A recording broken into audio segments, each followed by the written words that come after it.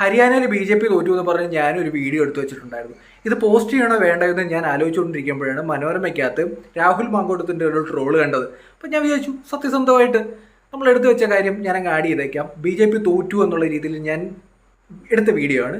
ഇതിന് ശേഷം ഒരു കാര്യം കൂടെ പറയാം, അത് ലാസ്റ്റ് പറയാം. മധുരം പങ്കുവെച്ച് തുടങ്ങിയിരിക്കുന്നു കോൺഗ്രസ് എന്നുള്ളതാണ് മനസ്സിലാക്കേണ്ടത്. ഹിന്ദി ഹൃദയഭൂമിയിൽ നിന്നും താമരയുടെ തണ്ടൊഴിയുന്നതാണ് നമ്മളിപ്പോൾ കണ്ടുകൊണ്ടിരിക്കുന്നത്. ഇതൊരു സൂചനയാണ്. അടുത്തു വരുന്ന മഹാരാഷ്ട്ര തെരഞ്ഞെടുപ്പ് BJPക്ക് ഒട്ടും സുഖകരമാകില്ല എന്നുള്ളതിന്റെ സൂചനയാണ്. അവിടെ ഒന്നാമത് ഇപ്പോൾ ഭരിച്ചുകൊണ്ടിരിക്കുന്ന BJP ആണ്. അവർക്ക് കൃത്യമായ രീതിയിൽ ഭരണവിരുദ്ധ വികാരമുണ്ട്. ഇപ്പം ഹരിയാനയിലെ കേസ് തന്നെ നമ്മൾ എടുത്തു നോക്കുക. 10 വർഷമാണ് BJPയുടെ ഭരിച്ചത്.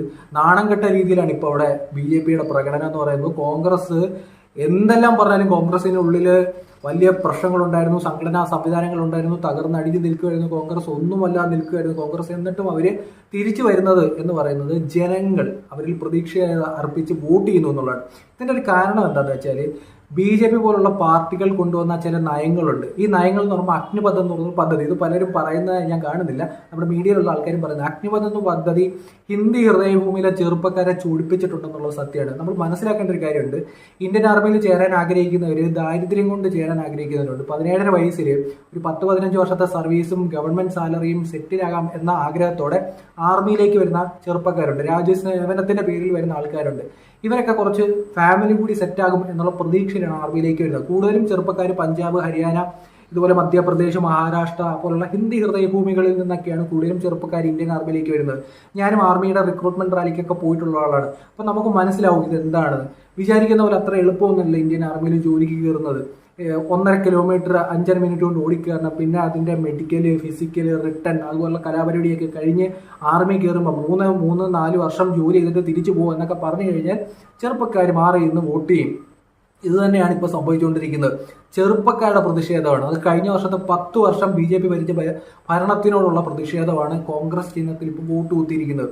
ഇപ്പം ഇന്ത്യൻ ആർമിയിൽ ജോലിക്ക് പോയിട്ട് അവർ തിരിച്ചു വന്നിട്ട് വെറുതെ നോക്കിയിരിക്കണമെന്നൊക്കെ പറഞ്ഞു കഴിഞ്ഞാൽ നടക്കുന്ന കാര്യം വല്ല കാര്യമാണ്. ഞാൻ തീർച്ചയായിട്ടും അഗ്നിപഥ് എന്ന് പറയുന്ന പദ്ധതി എന്ന് പറയുന്നത് തീർച്ചയായിട്ടും നരേന്ദ്രമോദി സർക്കാരിന്റെ ഗർവമാണ്, അഹങ്കാരമാണ്. ഇതുപോലുള്ള പദ്ധതി അടിച്ചേൽപ്പിച്ചത് സാധാരണ ചെറുപ്പക്കാർക്ക് അത് വലിയ രീതിയിൽ ബുദ്ധിമുട്ടുണ്ടാക്കിയിട്ടുണ്ട്. ആ ഫാമിലിക്ക് ബുദ്ധിമുട്ടുണ്ടാക്കിയിട്ടുണ്ട്. അവർക്ക് വലിയ പ്രതിഷേധമുണ്ടെന്ന് ഈ ഒരു അഗ്നിപഥ് പോലൊരു പദ്ധതിയിൽ. അപ്പൊ എന്തായാലും ഈ അഗ്നിപഥ് പദ്ധതിയിൽ ഒരു മാറ്റം വരും സമീപഭാവിയിൽ എന്ന് നമുക്ക് പ്രതീക്ഷിക്കാം. ഇപ്പൊ മഹാരാഷ്ട്ര എന്ന് പറയുന്ന സംസ്ഥാനത്തും BJPയുടെ നില അത്ര സേഫ് ഒന്നുമല്ല. അവിടെയും തകർന്നടിഞ്ഞില്ലാതാകാനുള്ള എല്ലാ സാധ്യതയും കാണുന്നുണ്ട്. അവിടെ ശിവസേന പിളർത്തി, NCP പിളർത്തി. പക്ഷെ ഇവർ തമ്മിലുള്ള പ്രശ്നങ്ങൾ, ജനങ്ങൾക്കിടയിലുള്ള ഭരണവിരുദ്ധ വികാരം, ഇതെല്ലാം തിരിച്ചടിക്കും മഹാരാഷ്ട്ര ഇലക്ഷനിലെന്നാണ് എനിക്ക് മനസ്സിലാക്കാൻ കഴിയുന്നത്. തീർച്ചയായിട്ടും അവിടെ ഒരു തിരിച്ചടി BJPക്ക് ഉണ്ടാവും. ഇപ്പം നമ്മൾ BJPയെ പറ്റിയൊക്കെ പറയുന്ന ചില കാര്യങ്ങളുണ്ട്. ഇവർക്ക് വലിയ സാമ്പത്തിക സ്ഥിതിയുള്ള അല്ലെങ്കിൽ സോഷ്യൽ മീഡിയയിൽ പവർഫുൾ ആയിട്ടുള്ള RSS എന്ന് പറഞ്ഞ സംവിധാനമുള്ള, കേഡർ സംവിധാനമുള്ള പാർട്ടിയാണെന്നൊക്കെ പറഞ്ഞിട്ട് 10 വർഷം ഭരിച്ച് ഹരിയാനയിൽ നാണക്കേട് ഒഴിവാക്കുന്ന രീതിയിൽ പോലും അവർക്ക് സീറ്റ് പിടിക്കാൻ പറ്റുന്നില്ല. അപ്പം ജനങ്ങൾ എടുക്കുന്ന തീരുമാനത്തിന് എത്ര വലിയ കേഡർ സംവിധാനമോ, എത്ര വലിയ ചാണക്യനോ, എത്ര മോദിയെ പോലുള്ള ഒരു നേതാവോ ഉണ്ടായിട്ടൊന്നും കാര്യമില്ല. അവർക്ക് നെഗറ്റീവായിട്ട് തോന്നിക്കഴിഞ്ഞാൽ അവർ മാറി വോട്ട് ചെയ്യും എന്നുള്ളത് തന്നെയാണ് ഇപ്പം ഹരിയാനയിൽ കോൺഗ്രസ് അധികാരത്തിൽ വരുന്നതിലൂടെ നമുക്ക് മനസ്സിലാവുന്നത്. കാശ്മീരിനെ പറ്റി പറയുകയാണെന്നുണ്ടെങ്കിൽ കാശ്മീരിൽ BJPക്ക് നെഗറ്റീവായിട്ട് എനിക്ക് ഫീൽ ചെയ്യുന്നില്ല. കാശ്മീർ പോലൊരു സംസ്ഥാനത്തെ ജാതി മത പൊളിറ്റിക്സ് അറിയുന്നവർക്ക് അവിടെ BJP പിടിച്ചിരിക്കുന്ന ഈ സീറ്റ്, ഇപ്പം നിലവിൽ പോയിക്കൊണ്ടിരിക്കുന്ന ഈ സീറ്റുണ്ട്. ഇപ്പം ലൈവ് പോയിക്കൊണ്ടിരിക്കുന്നേ ഉള്ളൂ, കൗണ്ടിങ് നടന്നുകൊണ്ടിരിക്കുന്നേ ഉള്ളൂ. ഈ സീറ്റ് അവർക്ക് കിട്ടിയിട്ടുണ്ടെങ്കിൽ അത് അവരുടെ വിജയം തന്നെയാണ്. അതിൽ കൂടുതലൊന്നും എനിക്കതിനകത്ത് പറയാനില്ല. കാശ്മീരിലെ ഹിന്ദു മുസ്ലിം പോപ്പുലേഷനൊക്കെ നോക്കുമ്പോൾ നമുക്ക് മനസ്സിലാവുന്ന കാര്യമുള്ളൂ.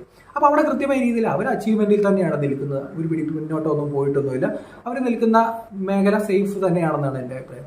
പക്ഷേ ഹിന്ദി ഹൃദയഭൂമി RSSന്റെയും സംഘപരിവാറിന്റെയും വിശ്വ ഹിന്ദു പരിഷത്തിന്റെയും അങ്ങനെ എല്ലാവരുടെയും ഹിന്ദി ഹൃദയഭൂമിയിൽ BJP നേരിടുന്ന ഈ പരാജയം ഗൗരവകരമായിട്ടുള്ള പരാജയമാണ്. ഇനി വരാൻ പോകുന്ന ഉത്തർപ്രദേശ് തെരഞ്ഞെടുപ്പ് എന്ത് സംഭവിക്കുന്നു എന്നൊക്കെ കണ്ടറിയാം. നിരന്തരം അവിടെ ഭരിച്ചുകൊണ്ടിരിക്കുന്ന BJP ആണ്. ഇനി അവിടെ BJPക്ക് കാലിടറി കഴിഞ്ഞാൽ 2029 നടക്കാൻ പോകുന്ന ലോക്സഭാ തെരഞ്ഞെടുപ്പ് അത്ര സ്മൂത്ത് ആയിരിക്കില്ല BJP പോലുള്ള പാർട്ടികൾക്ക് എന്ന വ്യക്തമായ രീതിയിലുള്ള സൂചനയാണ് നമുക്ക് ഇതിൽ നിന്ന് കിട്ടുന്നത്. എത്ര വലിയ ചാണക്യനുണ്ടെന്ന് പറഞ്ഞിട്ട് കാര്യമില്ല, എത്ര വലിയ RSS കേഡർ സംവിധാനം ഉണ്ടെന്ന് പറഞ്ഞിട്ടില്ല, അല്ലെങ്കിൽ മോദിയെ പോലുള്ള നേതാവുണ്ട് എന്ന് പറഞ്ഞിട്ടൊന്നും കാര്യമില്ല. തമ്മിത്തല്ലും ബഹളവും സംഘടനാ സംവിധാനവും ഇല്ലാത്ത കോൺഗ്രസ് ഹരിയാനയിൽ വൻ വിജയം നേടിയിട്ടുണ്ടെന്നുണ്ടെങ്കിൽ ജനങ്ങൾക്ക് നിങ്ങളോട് അത്ര വലിയ താല്പര്യമില്ല എന്ന് മനസ്സിലാക്കേണ്ട ഒരു സമയമായിട്ടുണ്ട്. ഹരിയാന പോലുള്ള സംസ്ഥാനങ്ങളിൽ ഗുസ്തിക്കുള്ള പ്രാധാന്യം നമുക്ക് മനസ്സിലാവും. ഈ ഗുസ്തി ഫെഡറേഷനുമായി ബന്ധപ്പെട്ട് അതിന്റെ ഒരു നേതാവിനെ BJP സപ്പോർട്ട് ചെയ്തത് നമ്മൾ കണ്ടതാണ്. ഇതിന്റെ പേരിൽ BJPക്ക് എന്തെല്ലാം നഷ്ടങ്ങളുണ്ടായി എന്ന് ലോക്സഭ തെരഞ്ഞെടുപ്പിൽ നമ്മൾ കണ്ടതാണ്. ഗുസ്തിക്ക് പ്രാധാന്യമുള്ള സംസ്ഥാനങ്ങളിൽ BJP നേരിട്ടുകൊണ്ടിരിക്കുന്ന പ്രശ്നം, ഒരു കഴിവട്ടൊരു നേതാവിന് വേണ്ടി അയാളെ സപ്പോർട്ട് ചെയ്തുകൊണ്ടിരുന്നു. നമ്മുടെ കായിക താരങ്ങളെ സോഷ്യൽ മീഡിയയിലും തെരുവിലും പോലീസിനെ കൊണ്ട് വലിച്ചഴപ്പിച്ചു. ഇതൊക്കെ തന്നെയാണ് ഇവിടുത്തെ പ്രശ്നം എന്ന് പറയുമ്പോൾ. കൃത്യമായി പറഞ്ഞു കഴിഞ്ഞാൽ പഴയതുപോലെ BJPയുടെ കാര്യം സേഫ് അല്ല. BJPയുടെ അടി പതറുന്നുണ്ട്. സൗത്ത് ഇന്ത്യയിലെ കാര്യമല്ല പറയുന്നത്, നോർത്ത് ഇന്ത്യ പിടിക്കുന്നവരാണല്ലോ രാജ്യം ഭരിക്കുന്നത്. സൗത്ത് ഇന്ത്യക്ക് അതിനകത്ത് വലിയ പ്രാധാന്യമൊന്നുമില്ല. പക്ഷെ നോർത്ത് ഇന്ത്യയിൽ BJPയുടെ കാര്യം അത്ര സേഫ്. RSSന്റെ ആസ്ഥാനം ഇരിക്കുന്ന നാഗ്പൂരിൽ മഹാരാഷ്ട്രയിൽ നടക്കാൻ പോകുന്ന തെരഞ്ഞെടുപ്പിൽ BJPയുടെ നില അത്ര സേഫ് അല്ല. ആദ്യമായിട്ട് പേജ് കാണുന്നവർ ഫോളോ ചെയ്യാം. പലരും പേജ് കാണുന്നുണ്ട്, ഫോളോ ചെയ്യുന്നില്ല. ഫോളോ ചെയ്യാം. ഇന്നത്തെ ഇലക്ഷൻ റിസൾട്ട് എന്ന് പറയുമ്പോൾ സാധാരണ IPLന്റെ കളി കാണുന്ന പോലെയായിട്ട് എനിക്ക് ഫീൽ ചെയ്തത്. ലാസ്റ്റ് ബോളിൽ 6 അടിച്ച് കളി ജയിച്ചു വന്ന ടീമുണ്ടല്ലോ, ആ സ്പിരിറ്റ് തന്നെയാണ് ഇപ്പൊ എനിക്ക് തോന്നുന്നത്. നരേന്ദ്രമോദിയുടെ വ്യക്തിപ്രഭാവം ഈ രാജ്യത്ത് കുറഞ്ഞിട്ടില്ല. BJPയുടെ പ്രസക്തി എവിടെയും കുറഞ്ഞിട്ടില്ല. കൃത്യമായ സംഘടനാ സംവിധാനം. അങ്ങനെ ഹാർട്രിക് അടിച്ച് ഹരിയാനയിൽ BJP അധികാരത്തിലേക്ക്. പാർലമെന്റ് തെരഞ്ഞെടുപ്പിന് ശേഷം മോദി ഇല്ലാതായി എന്നൊക്കെ പറഞ്ഞവർക്കുള്ള കൃത്യമായ മറുപടിയാണ്. അഗ്നിപഥ് പദ്ധതി ഹരിയാനയിൽ ഏറ്റിട്ടില്ല, കർഷക സമരം ഏറ്റിട്ടില്ല, ഗുസ്തി സമരം ഏറ്റിട്ടില്ല, ഇതൊന്നും ഏറ്റിട്ടില്ല. ഭാരത് ജോഡോ യാത്രയുമായി ബന്ധപ്പെട്ട് രാഹുൽ ഗാന്ധി നടന്നത് വോട്ടായി മാറിയില്ല. പാർലമെന്റിൽ രാഹുൽ ഗാന്ധിക്ക് പ്രതിപക്ഷ സ്ഥാനം കിട്ടിയത് ഹരിയാനയിൽ വോട്ടായി മാറിയിട്ടില്ല. രാഹുൽ ഗാന്ധിക്ക് 8 സീറ്റ് മാത്രമാണ് ജമ്മു കാശ്മീരിൽ നേടാൻ കഴിയുന്നത് കോൺഗ്രസിന്. അവിടെയും BJP 29 സീറ്റാണ് ജമ്മു കാശ്മീരിൽ നേടി നിൽക്കുന്നത്. ഇന്ത്യൻ രാഷ്ട്രീയത്തിലെ മോദി ഇപ്പോഴും പുലി തന്നെ.